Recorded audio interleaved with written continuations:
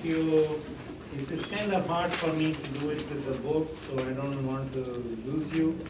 So I'm going to do it with some drawings, and I'm going to break down the information, but you can find it as you read. So if you have my printout, the notes, if not, you can use the sheet I gave you last class, and with these blank pictures. Okay, you want to get more. I need probably like 6 of them. I have 4 on that sheet. As 2 more sheets, if somebody left it at home, or you can sketch yourself.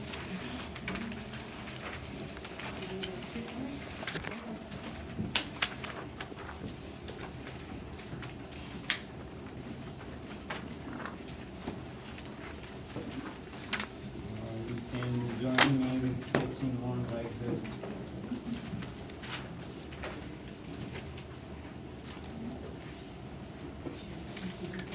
Okay.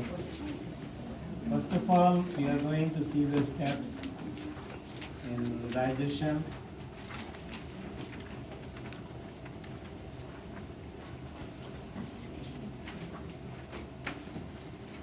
What is the first thing you do when you want to eat? Put the food in the mouth. What do we call that? Ingestion. Ingestion. Ingestion, right? Then, what happens in your oral cavity? 2 things. Digestion, mechanical and chemical.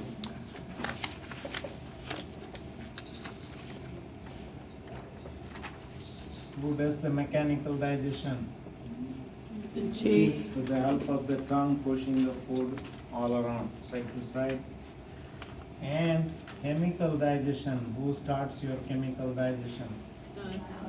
The saliva. Saliva has enzymes.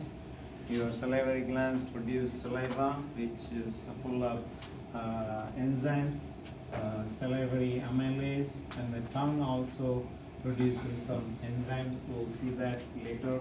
They call it lingual lipase for the fats. So you start digesting your starch, carbs, and fats in the oral cavity itself. So what is that next step? So once you pass the food around to the stomach, and when it comes to the intestine, small intestine, what are we doing? Absorption. Okay. So the absorption occurs in your small intestine. So once you have absorbed most of the nutrients, what you are left with is a lot of junk, but you still have a lot of water there, and the water will be absorbed in the large intestine, the colon. So what are we doing? We are compacting whatever is left over, right?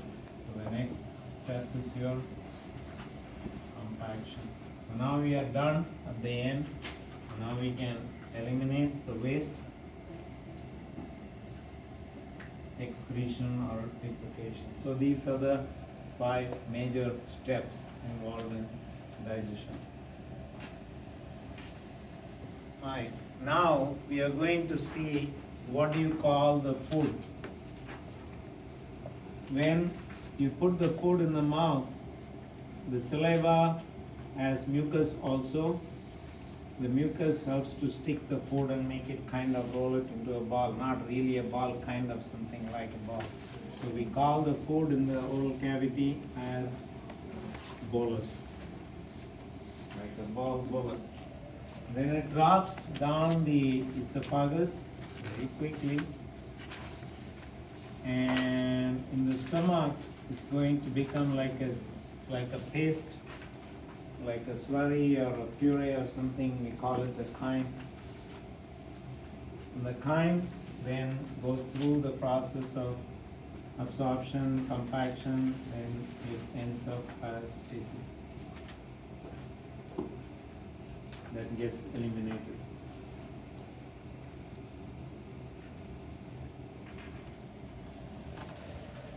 Then, next we are going to see the various movements. So how do you call the various movements at different levels? Okay, so instead of drawing again and again, I'm using the same figure. You can put on a different picture if you like.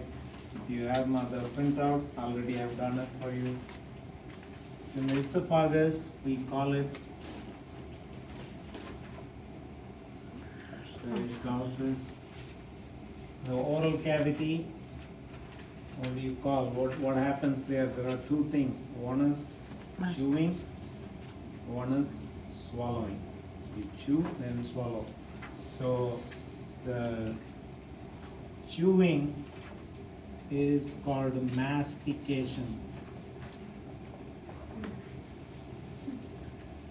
What about swallowing? Anybody?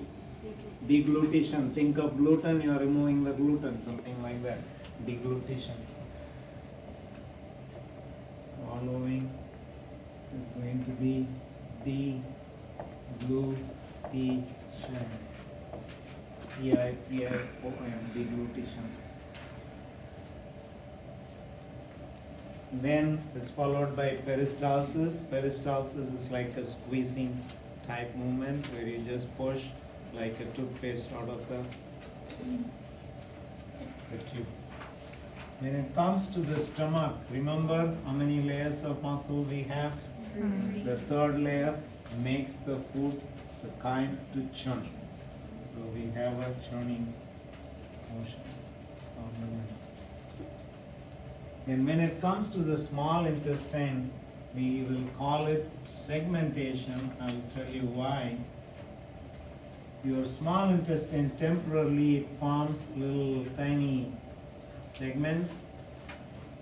Like the rugae is not permanent, so these segments are there only when you have the food, then it falls back to normal. So why it does that? When you have that, when you squeeze and when you form that structure, your food, instead of simply passing through, it tumbles like in a washer dryer. So that allows more exposure to your villi and microvilli, so you can absorb the nutrients better. So because of the separation, we call it segmentation. There is a nice picture in your book that compares the peristalsis and segmentation. If you look around the small intestine at the stomach,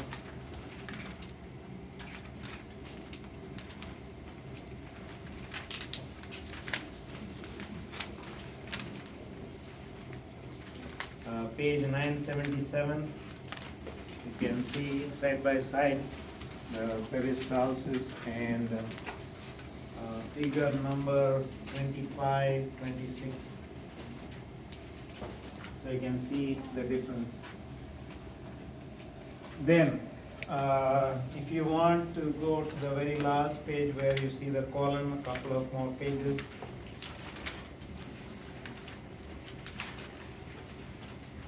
Last but one page, I guess. You see an ugly picture, figure 2533, that section under absorption and motility. You will see two more movements. One is going to be, once the food enters the cecum, right, in the beginning of the colon, that's your cecum. What do you call these bags? Ostrum, ostra plural. So they, every 30 minutes, the ostra contract, each one of those. So we call it ostral contraction. So you move from one to the other every 30 to 45 minutes approximately. So you're making room for more food to come in, right? But then you ate more food, your tummy is full, the intestine is getting full, so you need to clear out, right? So every 3 to 4 hours, instead of going one rostrum to the other rostrum, suddenly everything goes from here to there, there to there, there to there in a very rapid fashion. So they call that mass movement. And eventually it gets out, which we know defecation.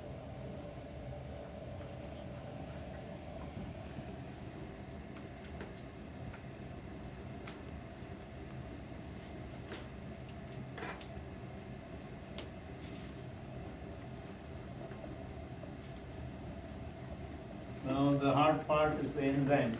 Okay, so the enzymes, let's do one separate picture.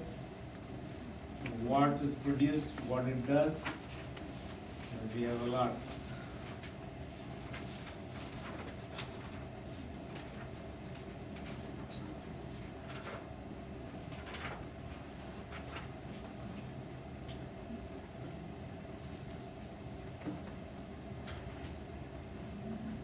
Okay, let's start with the oral cavity. What are the enzymes we have? First, we have the saliva. It has salivary amylase. And the tongue has some glands. Tongue is lingual. Remember sublingual? Lingual, tongue. It produces lipase. It rhymes with lingual, lingual lipase. Lipase acts on lipids. Okay. So amylose means starch, so it breaks down starch, like in rice pasta. Lingual lipase. Then next, when it comes to the stomach, before we look at the enzyme, we have a chemical there, hydrochloric acid, right? Your stomach is full of acid, hydrochloric acid.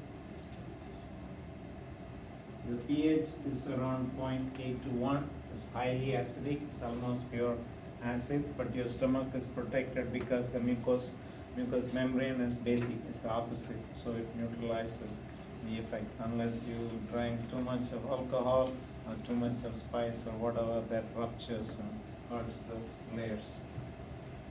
Otherwise, you are protected. But then also your remember your chief cells, they produce what? The enzyme pepsinogen. Pepsinogen first, okay? It's inactive. Remember, ogen, zymogen means inactive.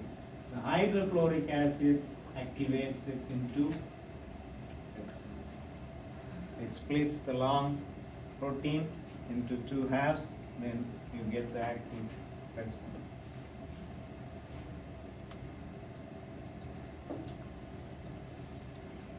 Then obviously your liver sends bile from the gallbladder. You can live without the gallbladder, but the problem is the gallbladder is like you have a reserve tank in the car, you have reserve bile. So when you eat a chunk of fat suddenly, like instead of one small piece of chocolate, the whole bar, you do that, right? So you need a lot of bile. If you have to digest the whole bar, you need a lot of bile to be made. But if you have the gallbladder, it's ready to roll. Otherwise, the liver takes time to make it, right? So the gallbladder temporarily stores the bile and releases on a need basis, right? Then the bile is released also, right? The bile that is secreted by the liver is not an enzyme, like hydrochloric acid is not an enzyme. Most of the enzymes end with ase, remember that? So the bile, it just acts as an emulsifier. It coats your fats. You guys did the test, right, in the lab, the first lab. You saw the difference, right, when you put the bile with or without the bile. So it prepares the fats for better digestion.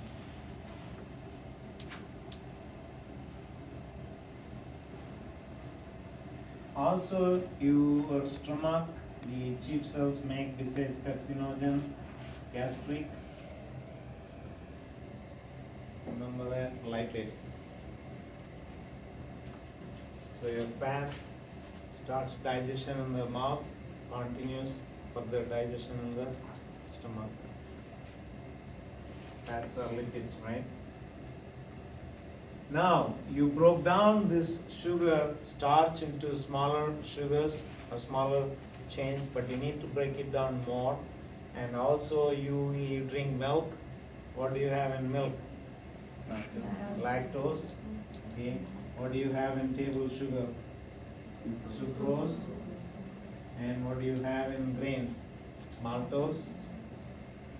So these are broken down, just make the O into A. Those are the enzymes that are produced in the small intestine. Maltase, sucrase, lactase. They are produced by your Remember the brush border, the villi, microvilli, like the toothbrush-like structures, where you have those cells. Some of the cells, they produce those enzymes to act, to break down lactose, break down.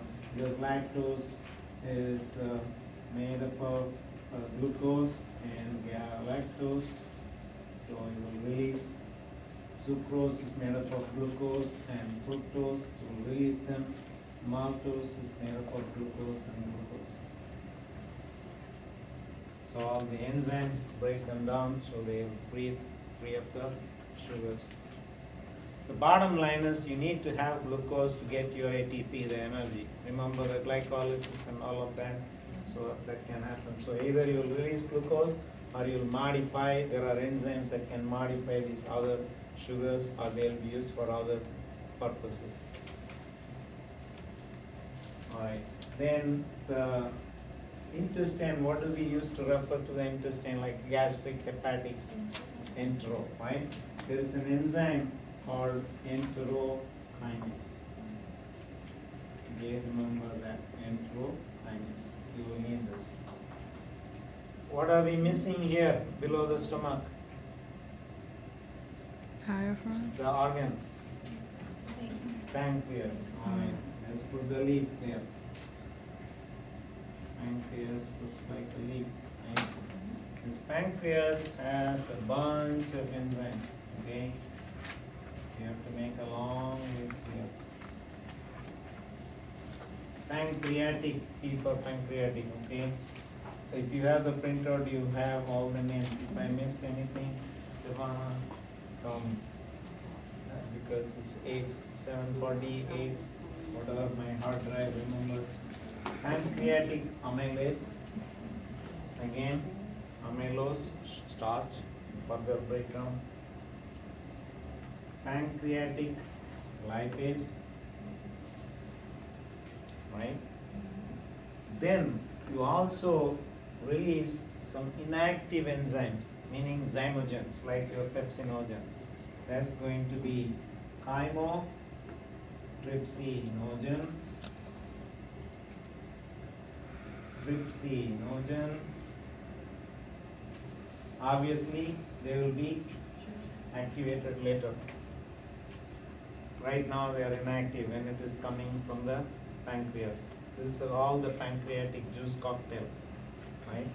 Pancreatic amylase, pancreatic lipase, chymotrypsinogen, trypsinogen, and there are some inactive enzymes. They start with the pre means pre, post, pre means before, right? It should have been pre, but they call it pro-carboxy peptidase. What do you see here? Peptide. It acts on peptides, not on proteins, but peptides meaning smaller proteins. Pro-amino peptidase.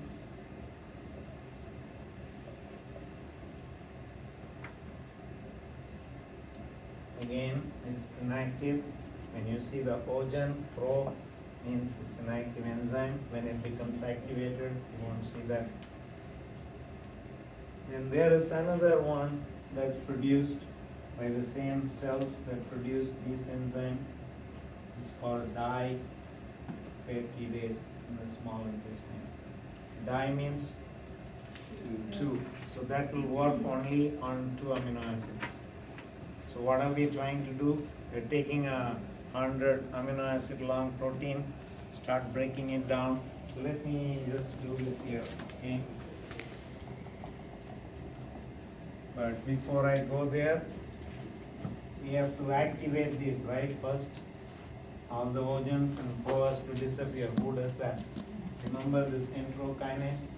So the enterokinase activates your trypsinogen to trypsin. I'll give you a picture, you can see that. That will help you if you need.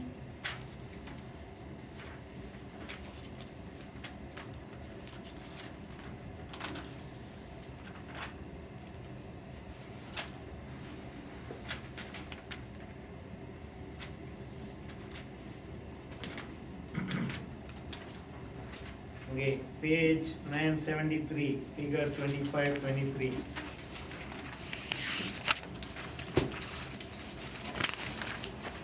figure 25, 23, page 973 or 74.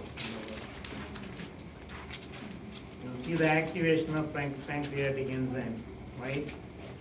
Can you see from the pancreas, you have the trypsinogen coming. Who's activating that to trypsin? Enterokinase, okay? So the enterokinase activates the trypsinogen to trypsin, and that in turn activates all the others. You see that? The other yellow arrow going up, chymotrypsinogen becomes chymotrypsin, procarboxypeptidase becomes carboxypeptidase. They didn't put the proaminopeptidase, but that will become aminopeptidase. Okay? Alright. Then turn 4 pages, 978, figure 25, 27.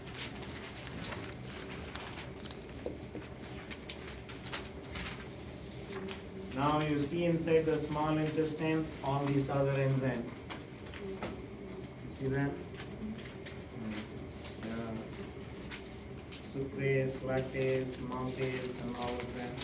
So this is the problem. That's why I'm doing it all like this, because otherwise some of you can connect all the dots. Otherwise, when you go from one to the other, you get lost. But once you understand what we are learning, then you can go back home and read, then it will make better sense. So you can see all the enzymes listed on that page. You see the highlighted words. Not only this, you have more. Dextrinase, because some of the jello you eat, they have something called dextrin. So dextrinase acts on that. Glucoamylase, maltase, lactase, sucrase, all these enzymes. Then under proteins, you will see the carboxypeptidase, aminopeptidase, dipeptidase, protease, right? So once you see those names, turn over one more page. You can see that ladies' digestive tract from the mouth all the way down, right? Can you see from the top to bottom? Can you see the green chain of beads? That's your protein, right? But as you keep looking down, as you go down, it becomes smaller and smaller and smaller and smaller until you release the amino acids as you go down, right? So you have a nice display of the change in the proteins and which enzymes act where they act. It's a very nice illustration. But I'm going to tell you with my example. Okay, let's assume you have 100 amino acids in her mouth, whatever she ate, right? So you have a peptide protein that's 100 amino acids long, right? So what is the first enzyme? The pepsin is going to break down into small pieces that are 10 amino acids long. So you'll have 10 pieces, right? And then you have further the chymotrypsin. It breaks it down into maybe 5, right? Smaller than 10, right? But if anybody remembers an amino acid structure, it helps to understand the next steps. All amino acids have a central carbon, an R group, an amino group, and a carboxyl group.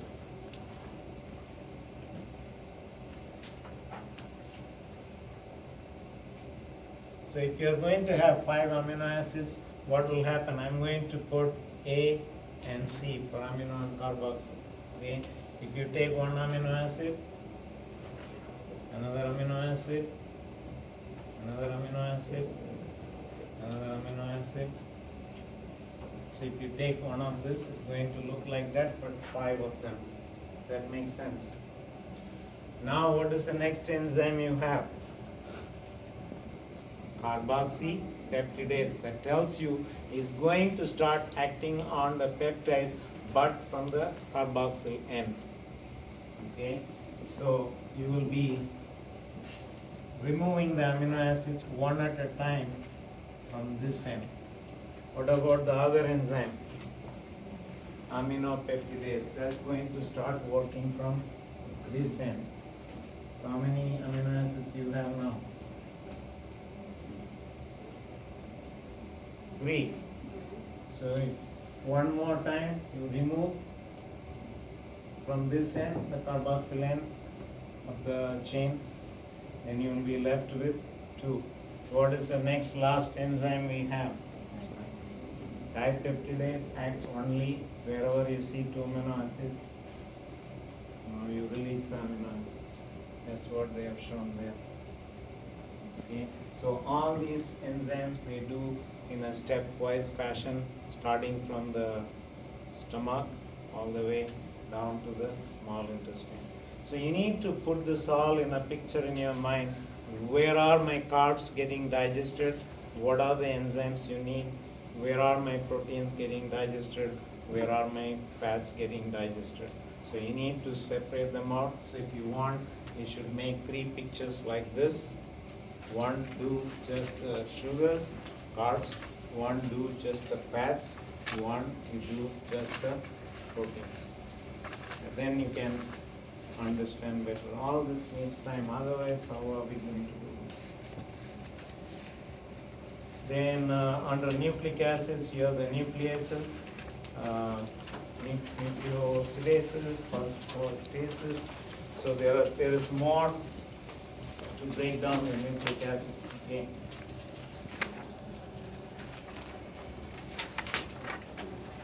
And the next couple of pages, you can see how the fats are processed, and you have if you have the current edition, you have a summary of carbs, proteins, and fats, like I told you guys to do. But if somebody has the 7th edition, you can take a picture of this that summarizes everything. You don't need this if you understood and if you can do it yourself. But if you need the picture, or you can take a picture from my book before you leave. The 6th edition, the older editions don't have that summary. You have the carbs, proteins, fats side by side. So if you understood the whole physiology, meaning as far as the digestion.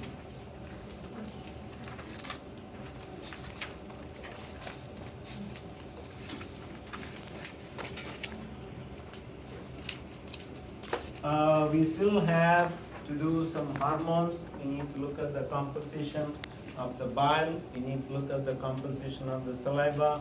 We need to do a little bit of the nutrition, and then we need to do the heart. Okay. So we'll do some more before we call it a night. But I want to pause for 5-10 minutes. Whoever needs the time, or you can take a mental break.